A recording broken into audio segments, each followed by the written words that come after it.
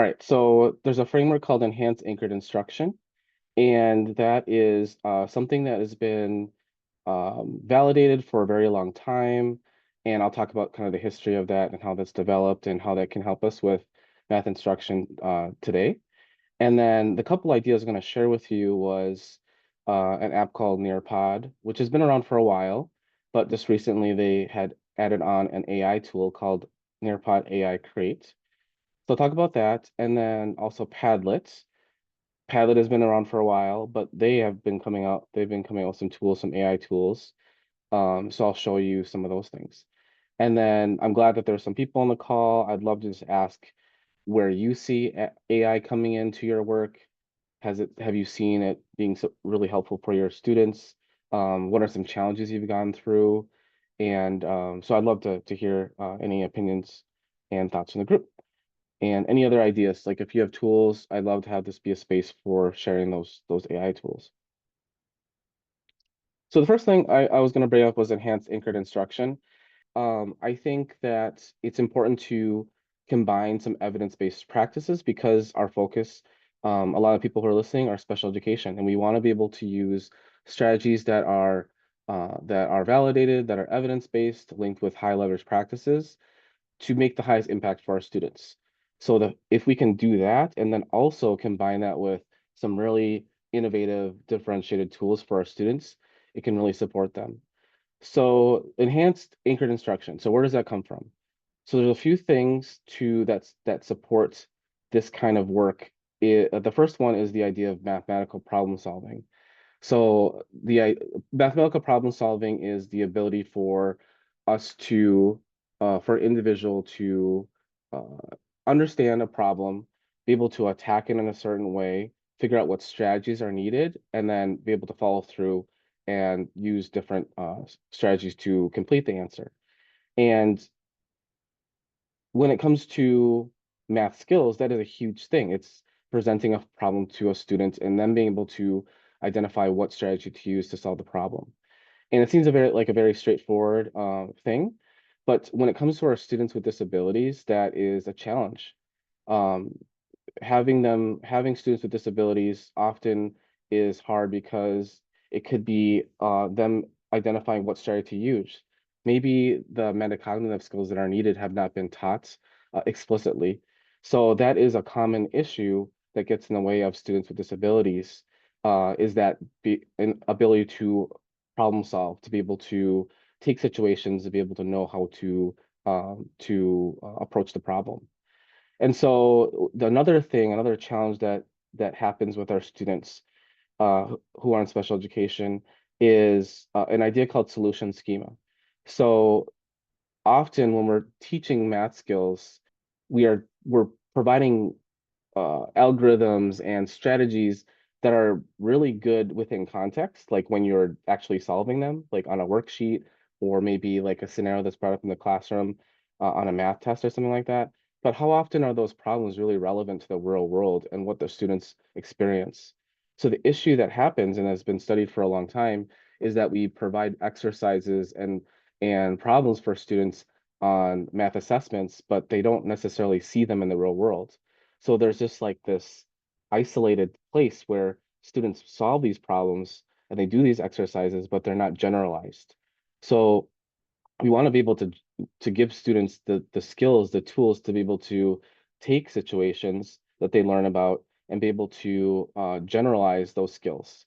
And, fast forward 10, 20 years from now, we're not even going to be able to conceptualize conceive what problems they're going to encounter. So it is really important for us to teach skills where students can generalize and be able to solve problems that they could encounter in the real world. And then the inert knowledge issue is kind of this, it's similar idea that problem solving strategy cannot be used in context other than those in which it was learned. So that's another way of saying that is if it's inert knowledge, it's not something that's useful outside of context, outside of what they're doing in the classroom. So that inert knowledge our students might have, but is it really useful for outside the classroom? When they start to get jobs, when they start to encounter other situations in their lives.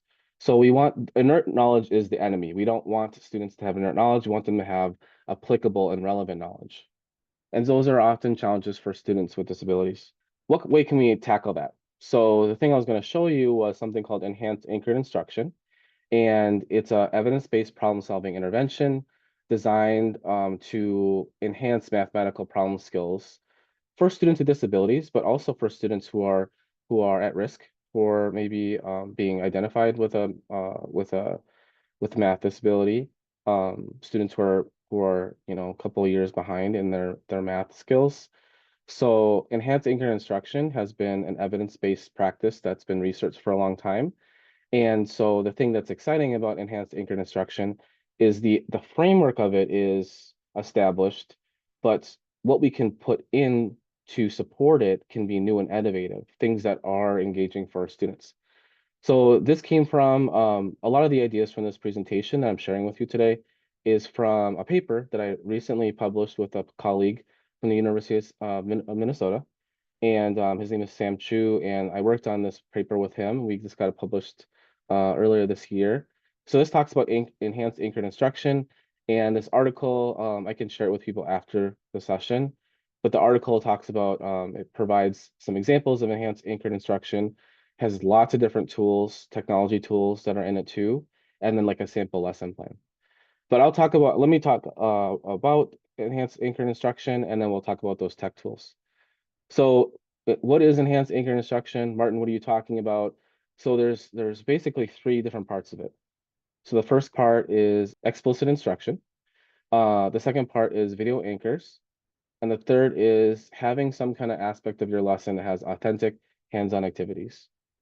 So some background on this, I won't go over everything here because I want to be able to show you some of these ideas. But a lot of this, the theory behind enhanced anchored instruction is around some theories when it comes to how students can best develop skills to solve problems, to be able to, what are uh, the the benefits of having explicit instruction, and then also this anchored instruction idea, uh, combining media, digital media with content and putting those things together to be able to make students engaged and find relevant things to learn about and connect them with what they learn. So the first part is explicit instruction. So explicit instruction might sound very familiar because you might be doing your classroom. So it's very step by step, um, almost like a task analysis uh, strategy of teaching content. You want to scaffold lessons, and that scaffolding might be in like I do, we do, you do. Like that's a natural, release of responsibility we give our students when we're doing a lesson. So it could be a scaffold in that way. So some kind of demonstration, guided practice with students where you're doing it all together, and then you sending them off to their desk to do independent work to practice the skill on their own. And then another part of that explicit instruction is immediate feedback. So when our students are when they're showing us their understanding in different ways, we want to be able to quickly identify what kind of misconceptions they have and be able to provide a strategy, try to clarify those misconceptions with students. And then the next thing is the task analysis part, is we are taking these complex steps with identifying, with solving problems and breaking them up into manageable steps. So that's like the explicit instruction part. The other part of EAI is the video anchor. So that is the possibilities are endless, but it is combining some kind of digital media and making uh, something that's especially important is making sure it's meaningful for students. So what is some kind of short, meaningful video you can share that embeds both math content with a realistic scenario? So in this, there's a clip, like a little picture here, and that's a student who is doing like a lesson that's built on EAI. And so the student is they're working on speed and velocity of race cars, and so they had to build a ramp and they had to calculate the velocity of the car and be able to compare those velocities. So the students were provided a video to watch, a demonstration of this, And then what would happen is we'd stop the video every 2 or 3 minutes, ask questions, and ask if the students had any observations of things that are happening. Because, you always have that student who notices something that no one else notices. Um, but you provide that opportunity for students to show their observations, to ask questions. And then another part of this is giving students the opportunity to replay and to retrieve information over and over again. So you might send them back into groups and have them rewatch the video on their own and to gather specific data. And then there's lots of opportunities for using technology here. Sometimes we can find videos on YouTube that will help us, demonstrate a certain idea or topic. Sometimes we're not able to do that, so we might have to make our own videos, but like by using iMovie or even making our own video on YouTube. And the last part of EAI is having some kind of authentic activity. So we can't always depend on technology. Sometimes things that are hands-on are much more, students are able to retain that information and be able to engage with the content in an even deeper way if we're giving them some kind of project-based learning. So if students are applying newly learned concepts into tangible, realistic tasks, like this example on this slide talks about designing some kind of hovercraft, simulating a race, something like that, then we're giving students, we're giving them skills to learn a certain, uh, we're giving them skills to solve problems, but we're giving them a scenario that they'll be using in real life. And so that process reinforces deeper understanding and skill transfer through collaboration because students can be working together in groups. They're experimenting because they're making mistakes. They're trying to figure out what works, and then they're trying to figure out they're trying to problem solve, but by trial and error and seeing what works, what doesn't, and that's iterative problem solving, which we want students to do. So with that process, that is EAI. That's I just give you a very quick summary of each aspect. And the special thing is we can use this and we can lay technology tools on top of it and just make really great engaging lessons for our students. So one common thing that I hear from educators is, I don't know what to do, or I don't know how to do that. Um, so the article that I shared earlier, that little screenshot that I showed, and then I'll also share with the group afterwards, has some guiding questions to ask, to bring up when you are trying to frame something with EAI. So some things to think about would be what are some things that are relevant for your students? So are there any situations or real life experiences that your students have that you can connect it with? What are their cultural backgrounds? Have you gathered input from your students? So you can do that with surveys, interest inventories, and then remember the video anchor part. So the video anchor part, you can incorporate some kind of video story, something that's engaging for students that contains some kind of rich information. So do you have a video like that? Does it contain rich information? So remember the video anchor is not just like a 30-minute video students can sit and watch. It's a short video that we can break up in different parts. And there's some apps that can do that. Like Nearpod can do that. Khan Academy has material like that, Edpuzzle. And then another question to ask would be, what ways can students take notes and make observations? So some annotation apps like GoodNotes, Nearpod again, Edpuzzle, and then designing the activity. So what kind of skills that students need to learn from previous lessons? What kind of background information do they need to be able to complete the activity? And then some other questions to ask would be, what kind of scaffolding, graphic organizers, sentence stems do you need? And then after you teach the lesson, what ways can you connect back to the learning goals? And so you can do that in lots of different ways by be able um, to give some kind of informal some assessment, see whether the students were able to accomplish the skills or objectives of the lesson, and just reflect and see, ask the students like, how do you think things went today with doing these certain skills?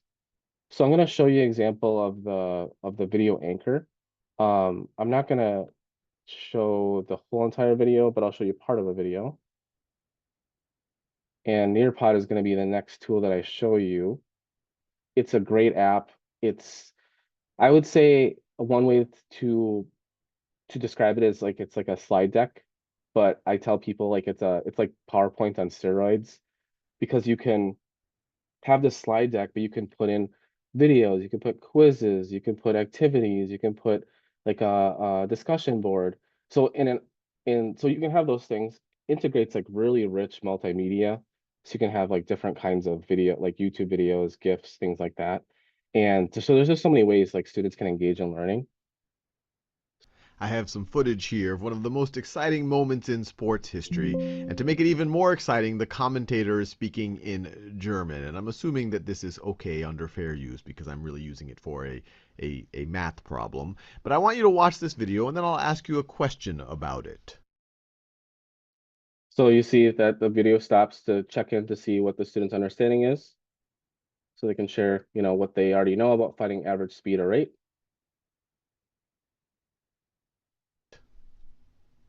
Set. Safa Paul ist der schnellste aus den Blöcken. Jetzt kommt Gay. Und jetzt ist Usain Bolt nicht zu halten. Nein, er gewinnt. 9,58 Weltrekord. Ein Wahnsinn.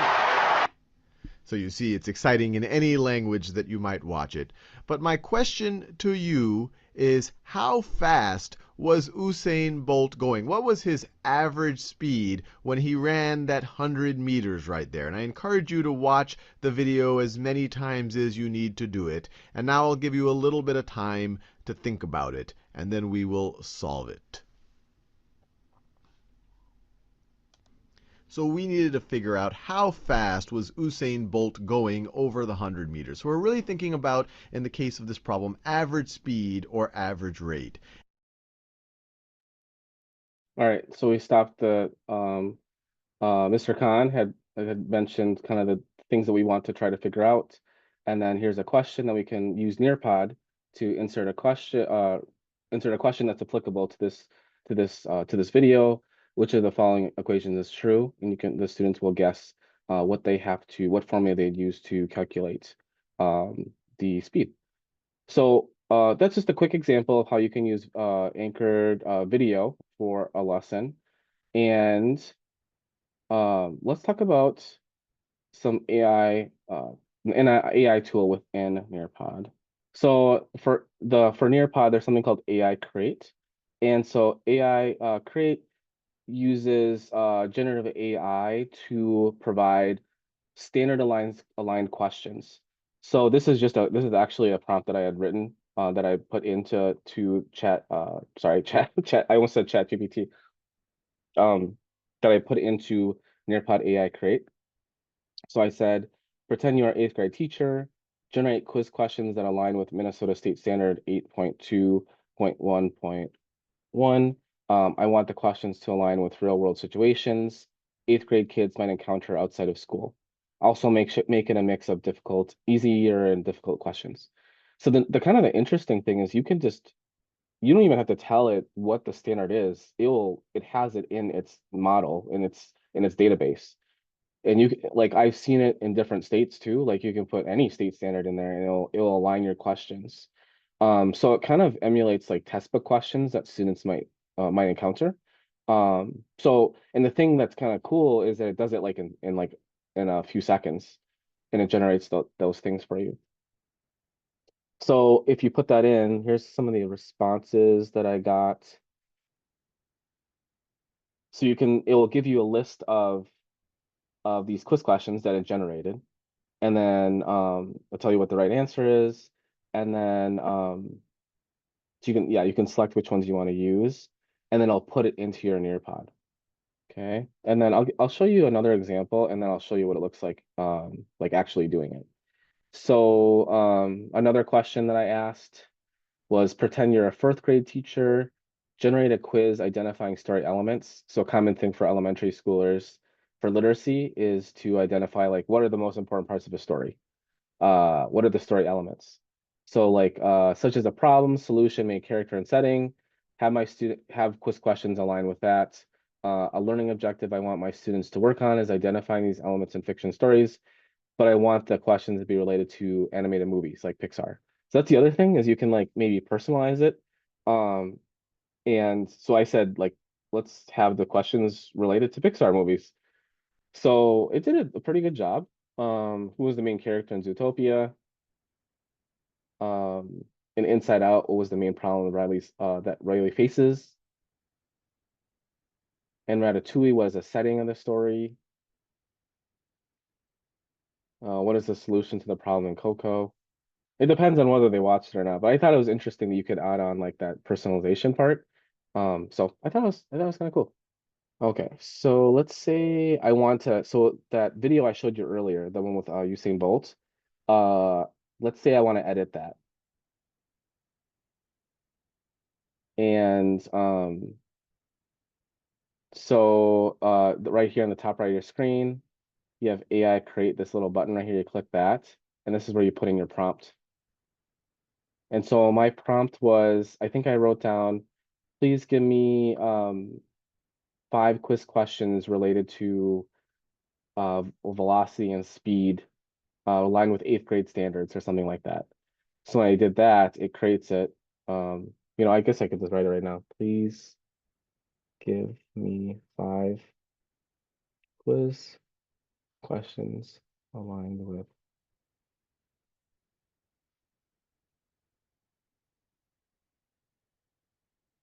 speed and velocity. Use examples. Maybe use examples that connect. Oh, that use examples that have popular track athletes in it. I don't know. I'm just making that up. Uh, okay. Anything else I should add into that? Oh, I should probably have the grade level. Grade level 8. Should I add anything else? Good to me. Okay. And then there's something called time to climb. It's like you can put students in different situations, like fun game-based like settings, and they can play the time to climb game within that, and then answer these questions. So I'll go to create questions. Takes a minute here.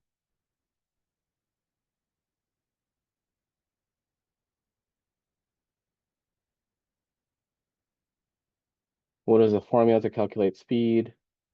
If Usain Bolt runs 100 meters in 9.58 seconds, what is his average speed? Okay, not bad. So if I have that, I go to save and edit questions.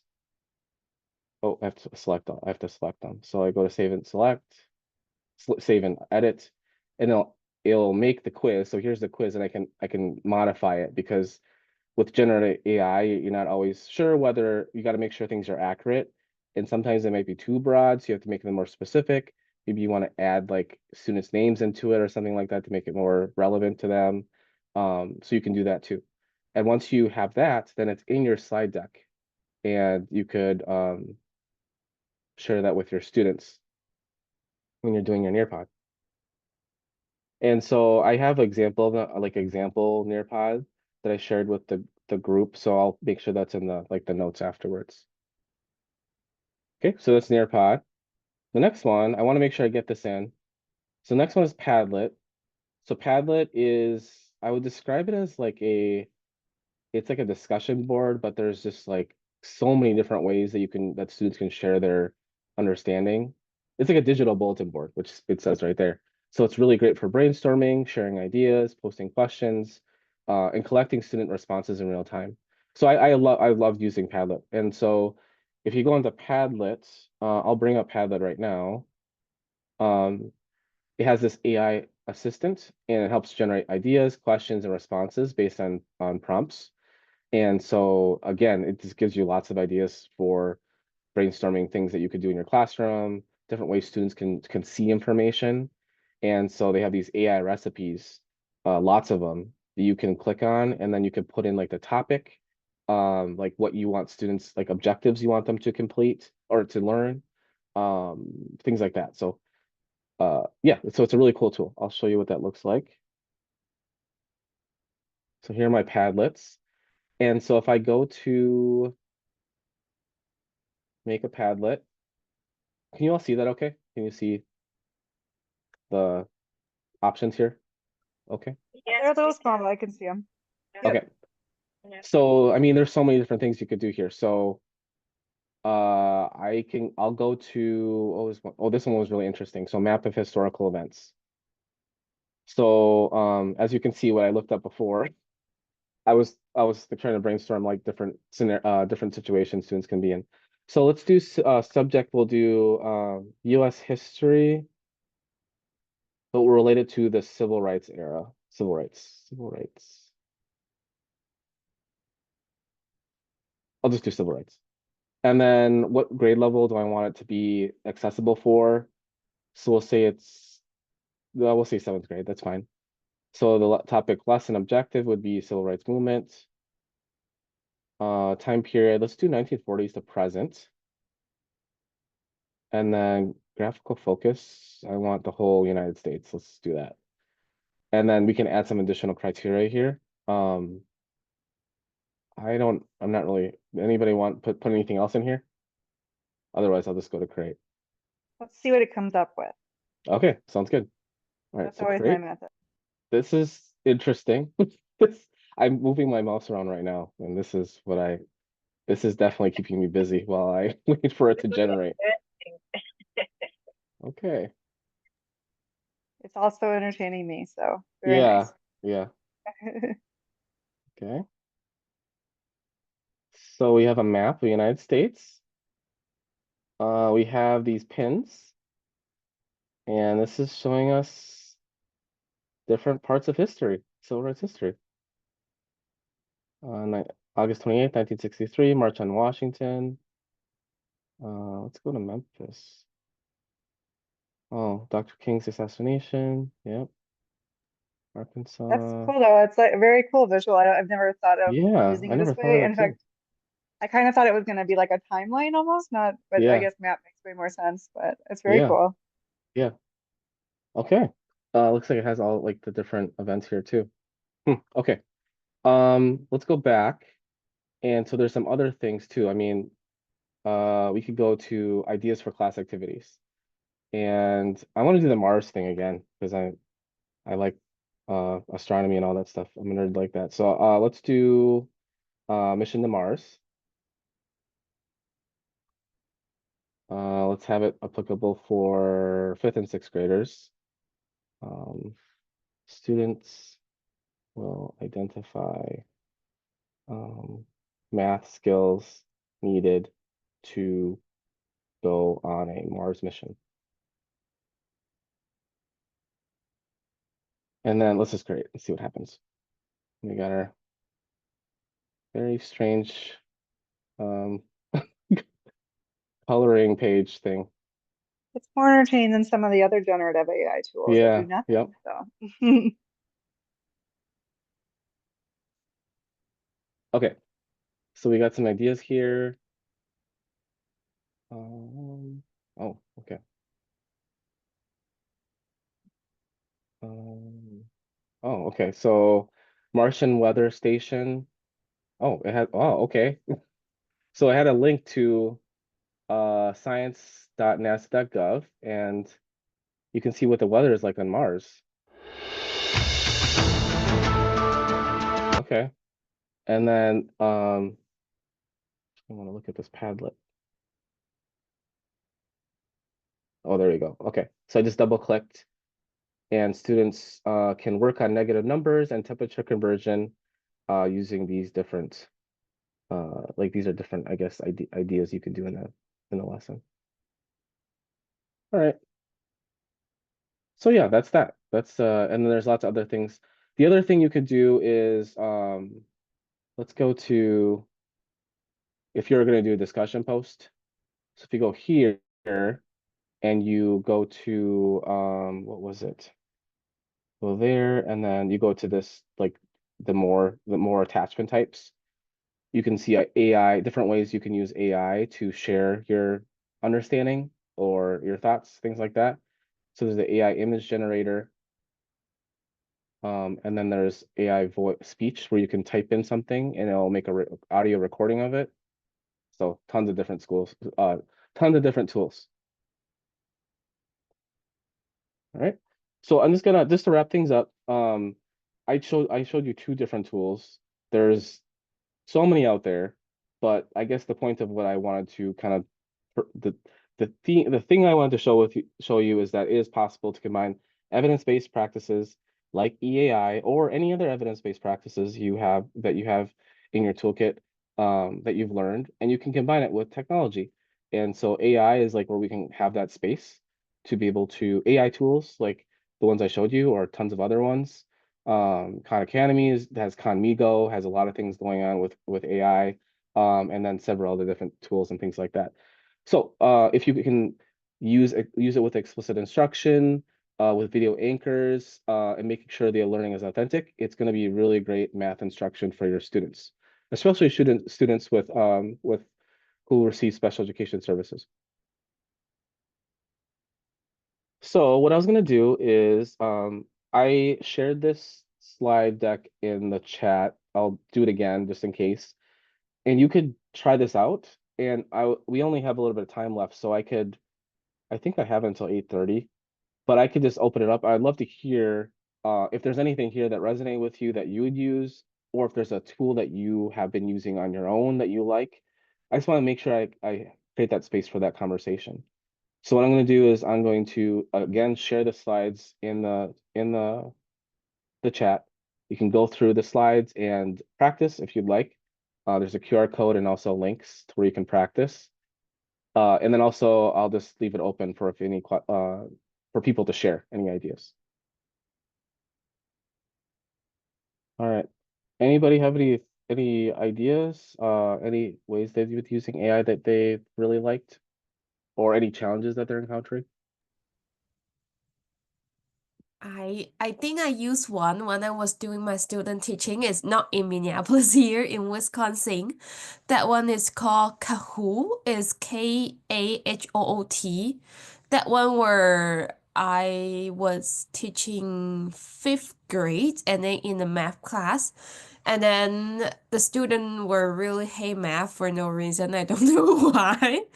So use Kahoot, the best way is always there are only 30 minutes for them to just kind of like choose the answer, and then the student who earned the highest one, they can get a candy or a chocolate, whatever, and then it can catch their attention. So I feel like Kahoot is kind of like an AI can catch students' attention. Mm-hmm. But also, I really hate to use Kahoot because it makes me feel like I am a useless teacher because I cannot let my student focus on my lecture.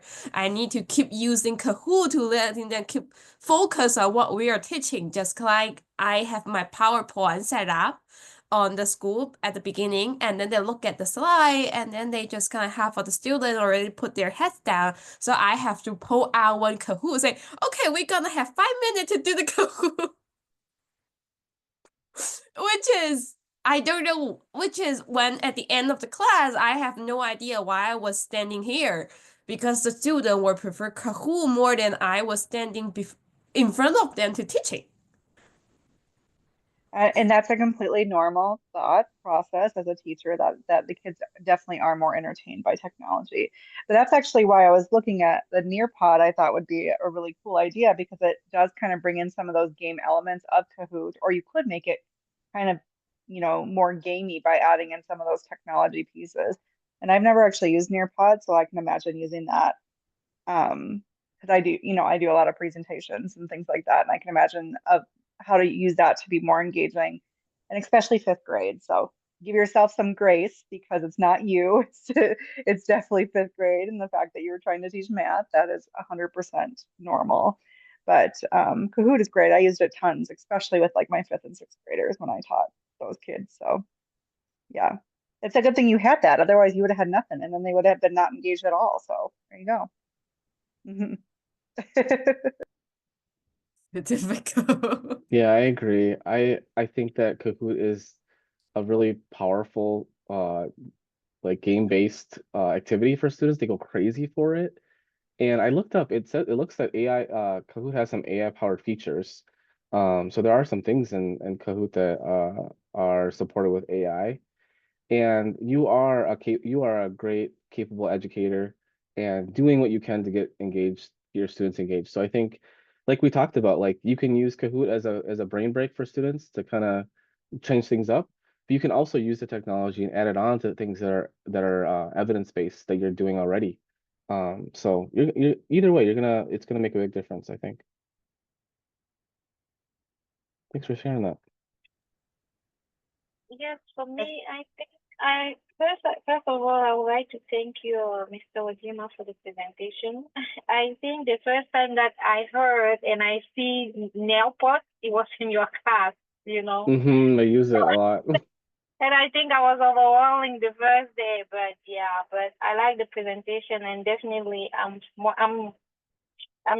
doing a lot of slide and presentation as a community advocate, so I see how it can help me. It's really they reduce the stress. So I would say that. So here we use Seesaw. It's just a little app that the kids using during the day. I guess if I was still a high school teacher, definitely Nearpod is gonna be a good choice for me. But I'm no more a high school teacher. I'm in pre-K, so it's a little bit different. Yeah. Mhm. Thanks for sharing that. I'm glad that you like using Nearpod, and Seesaw is another great tool, great platform. I had a question about because for the presentation sometimes I use Canva, but it's Yep. just one paper. Do you have that in Nearpod as well? For AI? Can you say the question again? What are you looking for? Like for Canva, it's just like a one-page presentation most of the time. When you Hmm. have like invitation, like for birthday party, I know it's good. I use Canva. And in Yes. Nearpod, do you have something like that as well? I know Canva is great for creating presentations. I haven't used Canva to make a presentation, but I know I've seen Canva presentations that have looked really good. Yeah. Um, Jess, have you used Canva at all for presentations? Um, I mostly I do Google Slides because that's what I'm more comfortable with. But I know Mhm. that I'm teaching a class at St. Thomas right now as well, and most of my students, when they were presenting, I would say half of them Mhm, did Canva. The only thing mhm, I'll say, at least with theirs, I felt like it all used like the same exact template. I don't know if they all planned that or whatever, but they were very well. They looked really nice. mhm, But I don't know if there's different tools that Canva has that are different than like Google Slides. It didn't seem to me like it did. It just looked like another platform for slides, mhm, really. hmm mhm. But it Yeah, does have that's AI generated things, which I'm curious about. I've looked into it a little bit, and it does mhm. have some ways to do presentations with AI, but I haven't been able to figure out how to do it yet. Okay. So, hmm thank you. And for tools, I've just been really work loving Magic School AI still, so I've just been using that one a ton.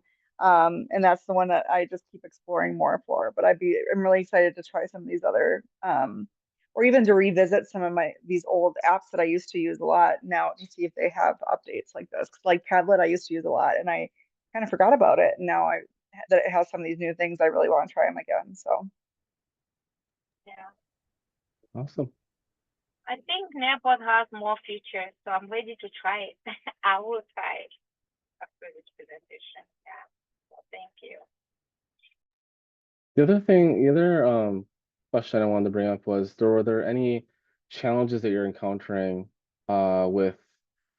with students using AI? How are you feeling about using AI? I was wondering if anybody had anything that they're encountering that they wanted to put out there.